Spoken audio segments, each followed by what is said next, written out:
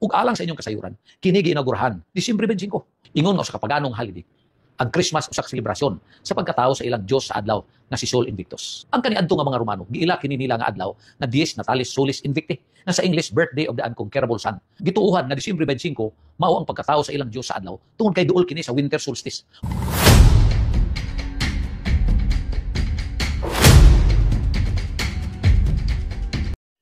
Usa ka dakong baka kung mosulti ta nga kanang December 25 kining ato ang pagsaulog sa Christmas, kining pagkatao, paghandom sa pagkatao sa atong Ginoong Jesucristo, mingon sila nga kasulugang pagano na.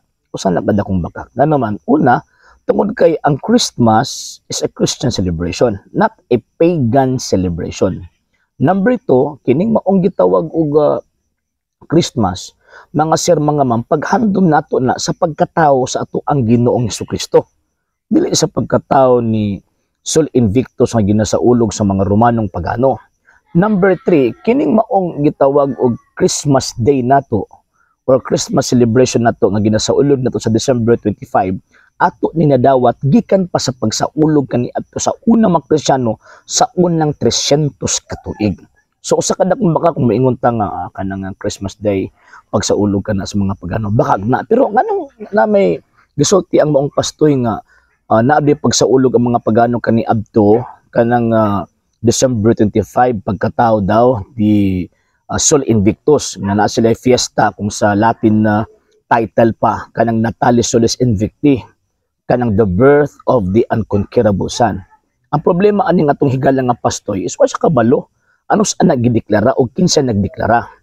So gideklara na ni adtong 274 kinsa may nagdeklara na ang Romanong pagano nga si Emperor Aurelian. Unsa may purpose ni Emperor Aurelian to declare the feast of or to celebrate the December 25 as the birthday of Sol Invictus or the God or the unconquerable Sun? Unsa may purpose niya? To counter the celebration of the Christians. Kaya at that time manggod, 2nd century, not less than 2 million na sila tanan ang mga Kristiyano sa tibuok Romanong Imperyo. And known sa mga Romanong pagano ang Christmas celebration or Christmas commemoration. So para ma-counter sa mga pagano ang celebration ani nga mga Kristiyano, kaya at the same time kabalugod sila ngay nahini nagkadako ang Christian community at the time, muna si Emperor Aurelian gikan sa iyang pangalan nga Aurora. Kining word nga Aurelian, ang root word niya Aurora means light. Nga kanang tawag ng Solis Invicti pod, Sol Invictus nagapunting pod na pod sa iyang kaugalingon kay nagpailaman pod siya nga siya ang tawag ining Dios. Mo to iyang gideclare ang December 25 as tawag ini nga feast kang Sol Invictus nga ilahang giila nga gitawag og Dios. And ang purpose again, ang objective again to counter the Christian celebration kanang gitawag og Pasko sa pagkatao sa ato ang Ginoong Jesucristo. But before on that, before the declaration, sa ako nang giingon, naano yung mga Kristiyano nag-celebrate or nag-commemorate sa pagkatao ni Kristo December 25. So buti pasabot, kung maingon sila nga pagano na nga kasaulugan, ang mahitabuan na kay kining atong higala nga pastoy, wa kabalo sa history, wala kabalo sa kinauyukan na kasaysayan ni anang maong fiesta ni Sol Invictus. And again, mga sir, mga ma'am, ang ato ang fiesta, dili man na, kanang atong celebration sa Pasko, dili man intaw na pagsaulog sa unconquerable Sun, kundi pagsaulog na sa tinuod na kahayag na mao si Ginoong Jesucristo, na siya nahimong tao, kanang ato ang ginabasa sa Biblia, St. John chapter 1, verse 1 and 14, in the beginning was the Word, and the Word was with God, and the Word was God. So tinuod nga Diyos, dili kay Diyos. So, di ta dapat nila pasinginlan, and at the same time o di ta nila ba dapat butang-butangan kay mga tangtig butang-butang maimperno biya na. So kini nga tong higala nga pastoy dapat magtuon na siya og sakto may tungod sa kasaysayan concerning anang mga feast and celebration of the pagan and also feast and celebrations of the Christians. Kay dili biya na pwede bisa pag butan na to natunong og Pizza 25 sa Disyembre, dili ka pwede makasulti nga tungod kay natunong Disyembre 25 mo na ang iya ni Sol Invictus o sa mga pagano. Mali na ngano man kay again ang atong gi-celebrate pagkatao sa Ginoong Jesucristo, ang tinuod nga Dios nga nahimong tao. Wa man ta mag-celebrate og Christmas nga ang atong gisaulog kining Dios nga si Sol Invictus ug wala po nalatid sa kasaysayan sa Iglesia Katolika Apostolika Romana nga ato ang tawag ining gisaulog ang pagkatao ni Sol Invictus. Again ha, ang Christmas is a Christian celebration. Kung Christian celebration ang nagsaulog ini mga Kristiyano ug dili mga pagano.